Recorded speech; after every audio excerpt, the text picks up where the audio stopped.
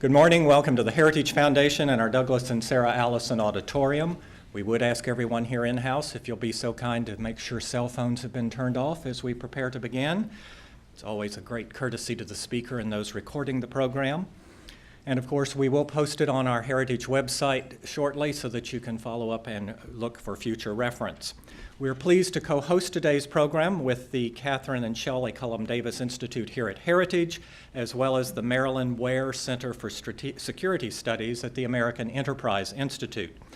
Therefore, it is my privilege to introduce the American Enterprise Institute's visiting fellow and former U.S. Senator from Arizona, John Kyle, who will formally open the program on behalf of AEI. Senator? Thank you. And thank you all for being here. I think it's interesting that if you open the newspaper or look on the TV, it's hard to not notice the fact that the United States is having a very difficult time influencing world events today. Whether it's getting help in Syria or Iran or now with this most recent Snowden affair, it doesn't seem like anybody wants to cooperate with the United States, and certainly no one seems compelled to do so. It seems that the smaller footprint has led to smaller influence. Power vacuums are not long unfilled, and history shows that powers rushing to fill those vacuums frequently create friction, and that friction leads to conflict. Syria and in a worrying way, Jordan right now are prime examples of this. Part of presence in the world is military strength. Seldom exercised, but always ready. You recall Ronald Reagan's motto of peace through strength. You preserve the peace by being strong. The United States today is on a path to replicate the hollow military force of the 1970s. We allow this at our peril. And that's why I am happy to be joining on behalf of AEI, the folks at Heritage Foundation, and my former colleague Jim Talent, in inaugurating the Project for Common Defense. This project aims to recreate the bipartisan consensus that we've had in the past for a strong national defense. And we are very fortunate and honored to have Senator Kelly Ayotte with us this morning to inaugurate this project with comments on the subject. After her remarks, my former colleague Jim Talent, Senator Talent, will then preside over whatever time may be left for question and answer and to wrap up this session. It's my pleasure to introduce my former colleague, Kelly Ayotte, with whom I worked very closely on matters relating to national defense when I was in the Senate. In many ways, she has picked up the issues that I carried for years and years. To Kelly, they've come very naturally, I might say, because of her basic intelligence, her interest in matters of national defense, and her ability to work well to persuade colleagues to come her way on these important issues. She serves on too many committees to be focused, I think, so much on national defense, except for her great capacity for work. But she starts with the Armed Services Committee, in which she is the ranking member on a very important subcommittee on this subject. She's on the Budget Committee, the Homeland Security Committee, and she works with the leadership on a variety of matters in which national security is implicated. Senator Ayotte was first elected in 2010. She had been the Attorney General of New Hampshire before that, and I think it worth noting that she was appointed Attorney General by a Republican governor and then reappointed Attorney General by a Democratic governor, which also demonstrates her ability to work across the aisle to achieve results. And I would also say don't mess with Senator Ayotte. She was the first, and I'm not sure, maybe still the only person to get a capital murder conviction in the state of New Hampshire, and therefore she is not one to be trifled with when it comes to matters of that sort. She and her husband, Joe, have 2 children. Her husband, incidentally, is Lieutenant Colonel in the Air National Guard, flew combat missions in Iraq, and also, of course, has a strong interest in our national defense. There is nobody who I respect more on Capitol Hill today in dealing with matters of national security than my former colleague and friend, Senator Kelly Ayotte, and I'm proud to introduce her to you here today. Thank you. Well, I have to tell you, I'm very honored by that introduction from Senator Kyle, because I consider Senator Kyle really a model of what it means to represent not only his state, but our country in the United States Senate, in his service in the Senate as on leadership and also on issues of national security. He really was someone that everyone went to in terms of his expertise, in terms of his judgment, in terms of his integrity. And for me, I'm just honored that he certainly was a mentor and someone that I still very much admire and want to seek advice from. So I think it's terrific that AEI and Heritage are doing this event today. And so I want to thank both Heritage and AEI for their strong commitment to making sure that America is strongly defended and that we have a strong national security. I also want to thank Senator Talent. It's wonderful to see you, and I know how dedicated you were in your time at the Senate to issues of defending the nation and to our national security interests. As Senator Kyle said in his opening, as the United States confronts one of the most complex and difficult national security environments in our history and wrestles with serious fiscal challenges at home, the timing of the Project for Common Defense really couldn't be better. I applaud the efforts of what you are doing with this new effort, and I welcome the opportunity to be here today to contribute to the discussion. And I want to thank all of you for being here, and we look forward to hearing your feedback, what you think. As someone who I greatly admire, and someone who obviously recently passed away, but was a great world leader, Margaret Thatcher, once reportedly said, "Being powerful is like being a lady. If you have to tell people you are, you aren't." While bold American policy pronouncements continue, the gap between this rhetoric and what we are saying and the realities of American power are growing. America confronts serious challenges, and the foundations of America's power have begun to erode. The primary reason is that the United States lacks a grand strategy to guide our national security policies. So today I would like to spend some time discussing what a grand strategy would be and why the United States needs one. Grand strategy is a term that means many things to many people and sometimes is defined differently. But I define grand strategy as a nation's plan of action that coordinates and directs all political, economic, and military means and their associated factors in order to attain large ends.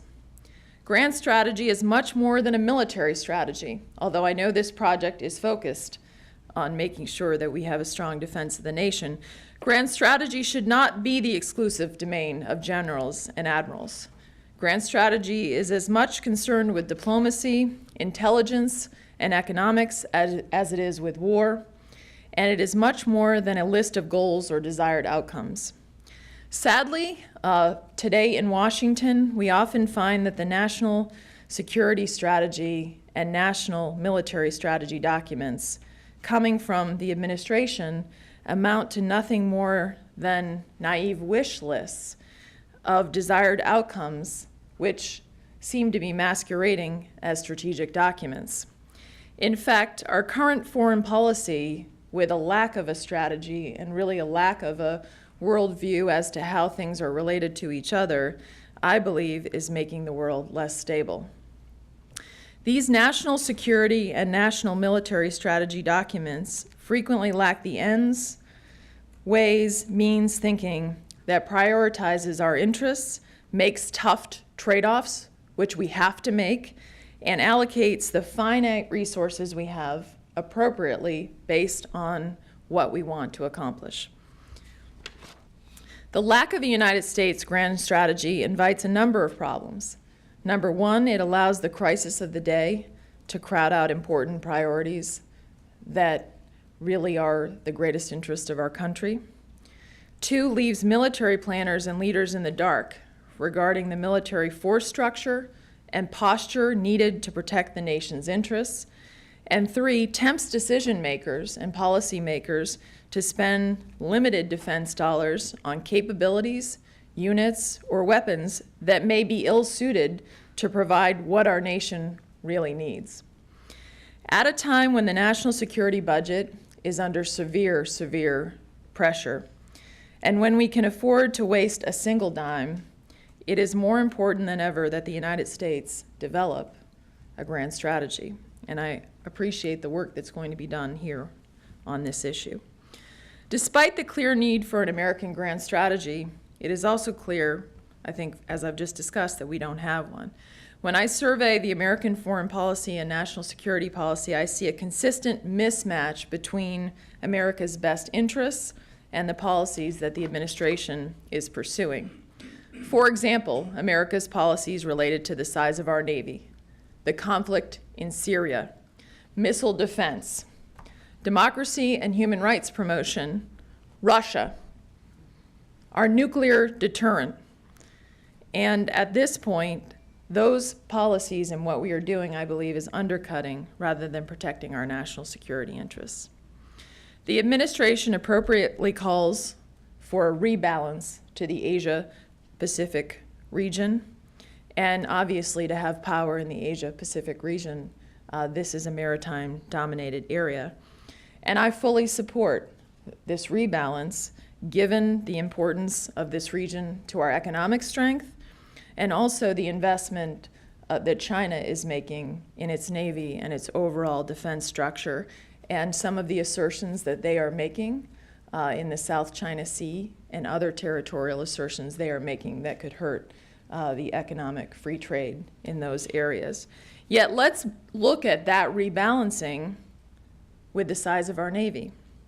The Navy's fleet will drop to 270 ships and submarines in fiscal year 2015, and will not reach what has been said is our required size of our Navy, 306 ships, until 2037. Think about that, 2037, when we are rebalancing to the Asia-Pacific region. This does not even account for the impact of sequestration, because if you include the impact of sequestration, the Chief of Naval Operations has said that it could result in a fleet of 230 ships and submarines, 76 ships fewer than the required number of what we have been told is what we need to be able to certainly rebalance to the Asia-Pacific region, but also be able to address the needs we have in other areas of the world, including the Middle East. General Mattis, the former CENTCOM commander, when we think about the disconnect right now between our national security interests and what is happening, General Mattis said, the former CENTCOM commander testified that the fall of the Assad regime would be the biggest strategic setback for Iran in 25 years. I remember being in the Armed Services Committee when he said that. And yet, if you look at what is happening in the conflict in Syria right now, you have a situation where Iran is all in Syria. In fact, the Iranian Islamic Revolutionary Guard, the Quds Force, they're in Syria because of this strategic interest that Iran has in maintaining the Assad regime. And Syria is devolving into not just a conflict in Syria, but very much a regional conflict, which is destabilizing the entire region.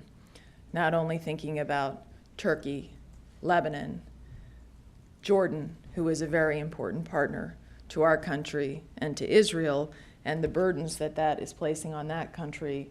In January, I went to the refugee camps in Jordan and had a chance to meet not only with the refugees there, but with King Abdullah, and to see the strain that this is placing on the Jordanian economy of thousands of people coming in every day with the challenges that he faces. And why does Syria matter? Stepping back, we are all against the Syrians, the innocent Syrians that are being murdered. But in terms of our strategic interests, we also know that it matters for two reasons: Iran and chemical weapons. That very much matters not only to us, but regional stability and the safety of the area, and of course, to our friend and partner Israel. And yet I would say that there has been no indication that there has been a strategy that, despite the administration saying clearly the Assad regime must go, a strategy that has been designed to either end the Assad regime, number one, and also bring, importantly, regional stability. Instead, we're seeing the opposite. On missile defense, we see a similar dissonance between the policies our interests demand and the policies that we're pursuing right now. Just yesterday, we finally received the long overdue Homeland Defense hedging policy and strategy from the Pentagon. The report says that the first priority of U.S. missile defenses is protection of the homeland against limited ballistic missile attacks by regional actors such as North Korea and Iran. Yet we are told that Iran may have ICBM capability and ability to strike the United States by 2015. And those are obviously the public reports that have been brought forward to the Senate Armed Services Committee. And if you look at that and the information we're gathering there with the response of the administration, there seems to be a disconnect. First, canceling of the SM-3 Block 2B missile that would have provided critical protection against an Iranian ICBM. Two, failing to deploy an East Coast missile defense site. This has been a point of contention in terms of protecting the East Coast of the country. I also expect this will be an issue that will continue to be discussed as the defense authorization is brought to the floor, difference between the House and the Senate on this. Three, refusing to request any funding for fiscal year 2014 to improve the discrimination and censor capabilities of our ground-based mid-course defense system. And that is something that Admiral Searing, the Director of Missile Defense, has said is an absolute top priority as we think about the threats that could come from an ICBM, certainly from Iran, but also with respect to North Korea. The President speaks out from time to time for democracy and human rights, and the President obviously has an incredibly important voice in the world. But I look back and I think about 2009, when the Iranian people rose up to protest a corrupt election and a regime, and that was the time when we needed the President's voice. And at that point, certainly what we saw was something that I believe the Iranian people felt the United States were turning their back on them in a misguided hope that somehow we would be able to curry favor with the Ayatollahs in Tehran and persuade them to negotiate. And so think about that. Has that worked in terms of meeting our ends and what we want to accomplish, given what we see happening in Iran? The administration trumpets the supposed reset policy with Russia, yet the Putin government has occupied Georgia, cracked down on the Russian people. We've continued to arm Assad over our objections and our desire for them to engage in coming up with a peaceful conflict in Syria. And just yesterday, of course, refused to extradite Edward Snowden. So if you put that in context, as Senator Kyle mentioned, what we are doing is that the influence of America clearly seems to be diminishing, and so our policies aren't matching what we want to accomplish for the country. And perhaps one of the starkest contrasts between our interests and the policies we are pursuing can be found in the area of our nation's nuclear deterrent. And frankly, there's been no one in the United States Senate that knows more about this than Senator John Kyle. A robust and reliable U.S. nuclear arsenal discourages nuclear proliferation and deters not only nuclear attacks on the United States and our allies, but this deterrence has been very important in preventing ground-based conflicts as well.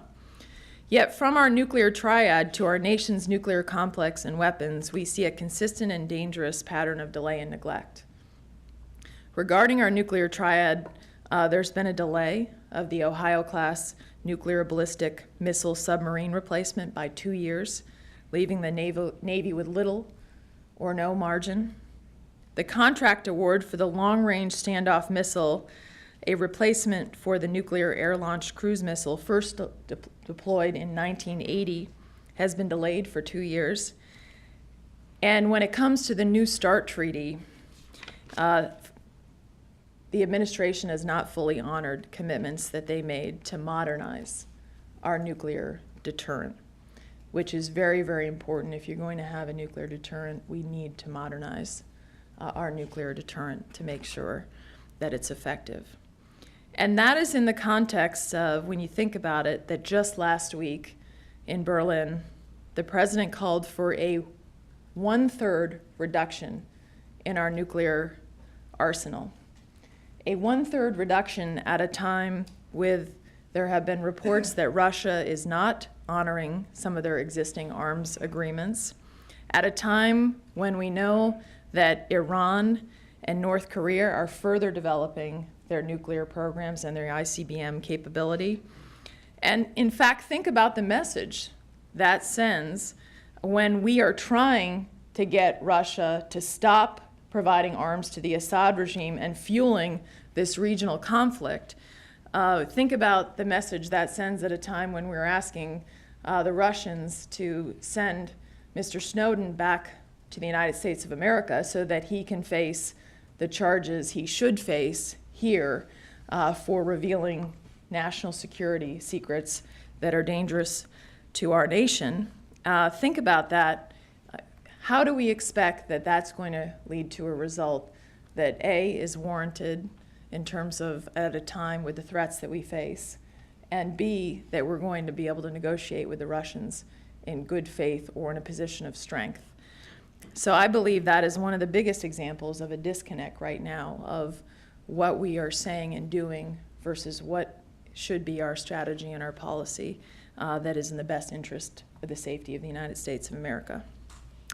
The most important step in a grand strategy is defining America's national security interests, and I know that that work will be done here, and I look forward to hearing what AEI and Heritage and the experts that will be working on this issue come forward with, because everything that is defined in terms of national security interests, everything that is in a grand strategy will flow from that. Guiding this effort is the constant realization that America's resources and power are significant, but not limitless. And this realization forces us to set priorities. If we spread ourselves too thin or try to do everything, we will waste precious resources on less important priorities, risking that we will not have the necessary resources to protect our most vital or important national security interests, as we see happening today in many ways. In 1949, George Kennan, the author of the famous Long Telegram, asserted, quote, "It is imperative, therefore, that we economize with our limited resources and that we apply them where we will, that they will do the most good." Think about that. Common sense. For this reason, policymakers are wise to spend time distinguishing between those interests which are highly important from those interests which are simply desirable. In my view, the United States has 5 key national security interests. Number 1, preventing a catastrophic attack on our homeland, and that has to come first. 2, maintaining access to global commons, including sea, air, space, and cyberspace, which facilitates U.S. trade and access to key resources and is critical to our economy and the economies of the world. 3, preserving a favorable global balance of power. 4, restoring America's economic health and maintaining and extending the open international economic system that benefits Americans and people around the world. And 5, promoting the expansion of constitutional democracies and the observance of human rights. As we develop a grand strategy for America, we must approach the identification of threats in the same methodical, and analytical manner with which we approach the identification of interests we seek to protect from those threats. Many harbor hostile intent toward the United States, and many have the capability to harm Americans. As a scholar of grand strategy, John Lewis Gaddis has emphasized, a threat is the combination of hostility with the ability to do something about it. In other words, when constructing a grand strategy, our interests are only threatened when hostile intent is combined with the capability to carry out that hostility. Defining threats to our national security in this way helps us sift through this complex geostrategic environment. And this approach allows policymakers to focus our attention and resources on those terrorist groups or states that possess the intent and the ability to endanger our interests. As I said earlier, I believe America's highest national security interest is the prevention of a catastrophic attack on our homeland. And there is no doubt that in order to do this, we need to make sure that we continue to fight radical Islam and to provide capacity to those who have the will to fight radical Islam and to supply moderate forces in the Middle East and other areas the capacity and the will to prevail. And this is a very difficult challenge for us, but it is no doubt one of the challenges of our time. And as we look at the attacks that could face our homeland, such an attack could come from a number of sources in a number of ways. A catastrophic attack could come from a state or a non-state actor. We've seen that. A catastrophic attack could come in the form of an ICBM with a nuclear warhead, a terrorist attack with a chemical, biological, radiological, or nuclear weapon, or a crippling cyber attack from a state or non-state actor. In this context, the increasingly advanced ICBM and nuclear programs of North Korea and Iran certainly warrant attention and urgent action, as do the cyber threats that we are facing both from state and non-state actors that can threaten not only to bring down our economy and our strength, but we have seen threaten every capacity, not only of our own government's security interests, but also particularly those that are held in the private sector. The proliferation of weapons of mass destruction and the continued interest of terrorist groups in obtaining these materials present a threat that is most vital to our national security interests. And relationships between rogue states, such as Iran, and leading terrorist organizations need to be a leading concern. And I think that also has to be a consideration when we think about what is happening in Syria right now and the disconnect between what is happening and what we are doing and the outcome on the region, particularly with the threat of chemical weapons. In addition to preventing a catastrophic attack on the homeland, I also identified maintaining access to the global commons, including sea, air, space, and cyberspace, which facilitates U.S. trade and access to key resources as highly important to our national interest. And the reason for that is fairly straightforward. In reality and in perception, the U.S. must be able to fully present in the Asia-Pacific region as a promoter of stability and to ensure the free flow of commerce. And yet, that can be very much under threat with some of the conflicts we have seen in the Asia-Pacific region with a strengthening and assertion of a more aggressive China. I've heard that from yesterday. I met with the Japanese ambassador, and he was expressing concerns to me. As I've traveled to that region, hearing from the Vietnamese and the Filipinos about their concerns of aggression in the South China Sea. And make no mistake, what is this aggression related to? This aggression is related to a desire to capture resources, mineral, oil, natural gas resources to build the strength of China. And that's why maintaining free trade, free open seas is a very important function of the United States of America and the global commons, so that resources, not only in the sea, in the land, but in the cyber capacity, can be developed and used by free peoples and our economy and can't be restrained by any one government, including China or Russia. And you think about the reliance that our government, our businesses, and our military have on computers, and the vulnerability that that must be protected from espionage and cyber attack. And frankly, this is an area where we as policymakers need to do so much more, and this has to be included in a grand strategy for the United States of America. And the third highly important national security interest of the United States is preserving a favorable global balance of power. In 1947, Secretary of State George C. Marshall said, after reading the Kennan Memorandum, the objective of our policy from this point on would be the restoration of a balance of power in both Europe and Asia, and all actions would be viewed in the light of this objective. Kennan's wisdom and Marshall's leadership helped implement the highly effective grand strategy of containment that inspired the Marshall Plan, and more broadly, the rehabilitation of West Germany and Japan. It shows you when we have a strategy and when we are putting resources toward that strategy in a concerted effort, what we can do.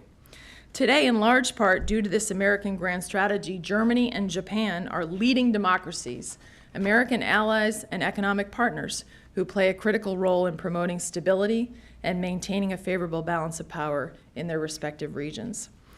Any effective grand strategy going forward must guard against any potential resurgent Russian or rising Chinese authoritarian threat to our democratic allies and the favorable balance of power that exists in Europe and Asia, and make sure that that is maintained. Great power war in either region, if you think about it, would also dramatically damage the United States economy and would likely encourage nuclear proliferation among combatant and neighboring states. That is also one of the chief concerns as we look at what is happening in the Middle East.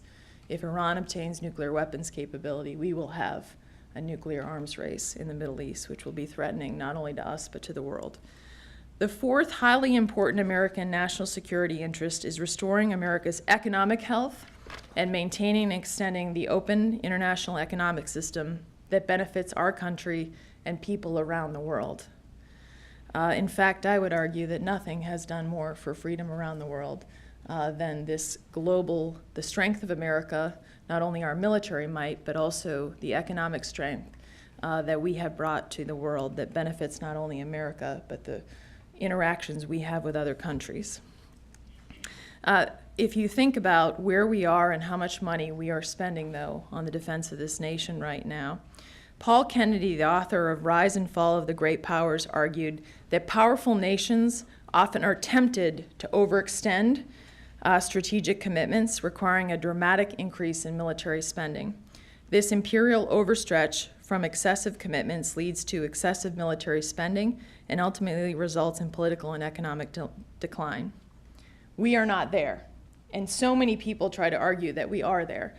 But today, the United States spends less than 3.7% of its GDP on defense.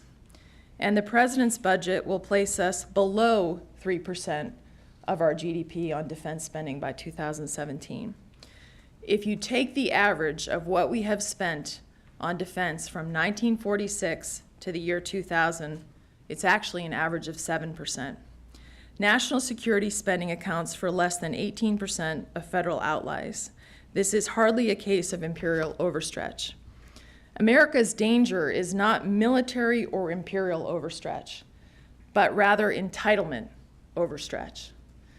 And today, entitlement spending, net interest, and other social programs consume 66% of federal outlays. And barring significant reforms here in the Congress, by fiscal year 2018, that autopilot spending will increase to 72%. The growth in the cost of entitlement programs is consuming a larger and larger portion of federal spending, crowding out the money that is needed to defend this nation, and which is the most important responsibility of the federal government. It's both tragic and telling that by 2019, the United States will be spending more on interest on the debt than we will be in defending this nation. I think that says it all right there in terms of when we look at the grand strategy, we cannot ignore where we are in terms of the fiscal state of this country and what that does for the capacity to defend the nation.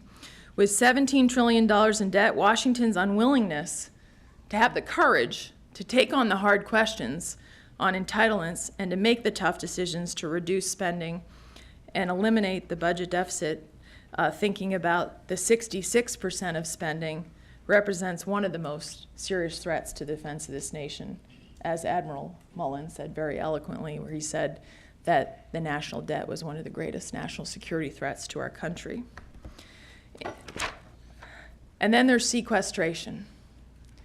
When you think about the fact that I'm proud to be a Republican, proud to be from the party of Ronald Reagan, but that the party of Ronald Reagan joined up with this administration to agree to make sequestration cuts to our Department of Defense that threaten the readiness of our forces, that if we contain where we are and maintain over the next 10 years these cuts, we do face the threat of a hollow force, we do face a diminished Navy, and we do face diminished capacity, and no grand strategy can overcome that. In fact, we can have any grand strategy we want, but if we do not resource the grand strategy, and I would argue it's not possible by maintaining the defense sequestration, then we will do another disservice to the nation, where it'll just be a piece of paper, stack of paper sitting on a desk that nobody uses and is not connected to the reality. And I will say, I didn't vote for sequestration, but count me in on someone who wants to resolve it to make sure that the defense of this nation remains robust, because I think as a Republican and the party of Ronald Reagan, we shouldn't have put our military on the chopping block. We should deal with the harder questions, including the 66% of spending, much of it that was left out of sequestration. America has been the greatest force for the open international economic system, also the greatest beneficiary. It's no coincidence that the U.S. is one of the most open economies in the world and also is one of the most productive and prosperous economies.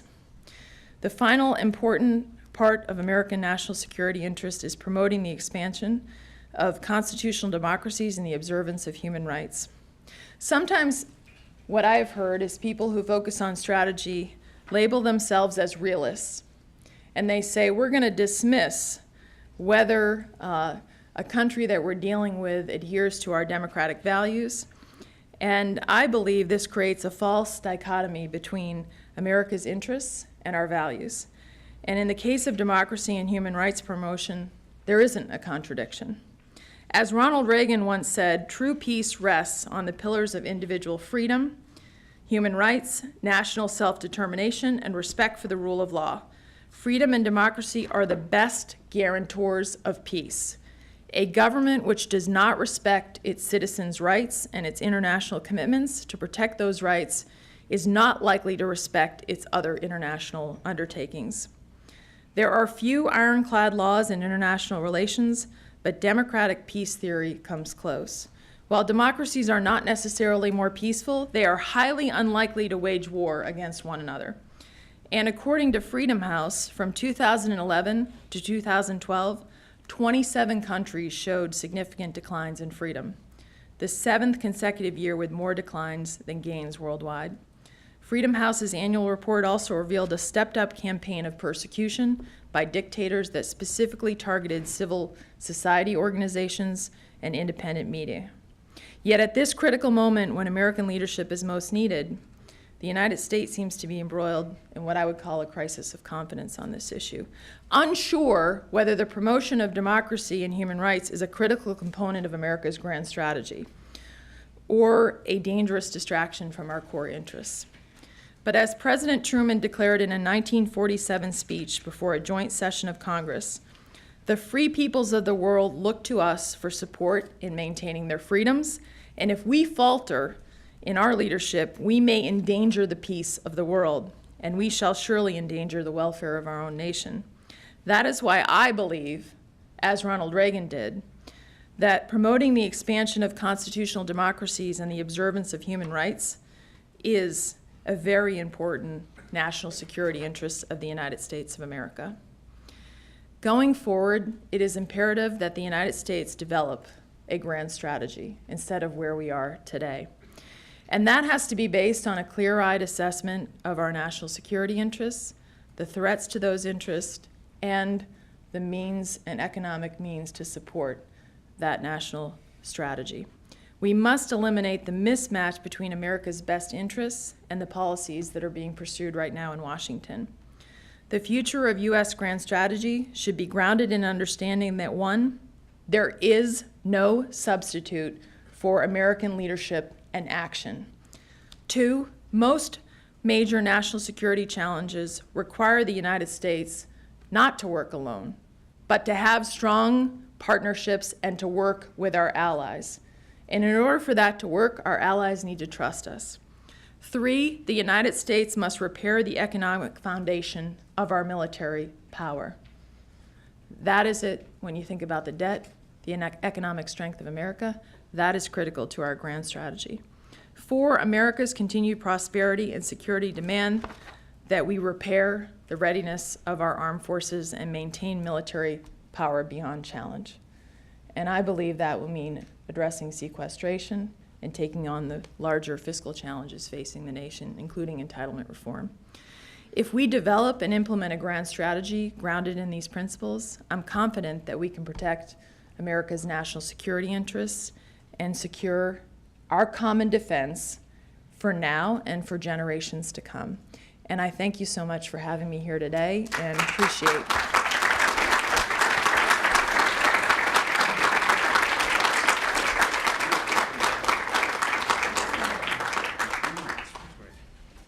Senator, thank you. That was great. Thank you for your advocacy for a strong America and the clarity with which you presented the context of that. We had hoped that, and she had hoped that she could take some questions there. She, unfortunately, is at the mercy of the Senate schedule, and a vote is going on right now, so she's jumping into a car. Thank you all for being here today. Thank you to Senator Kyle. You will be hearing more from us and from AEI on these subjects, and I'm sure also from the Senator, but we appreciate your being here. Thank you so much.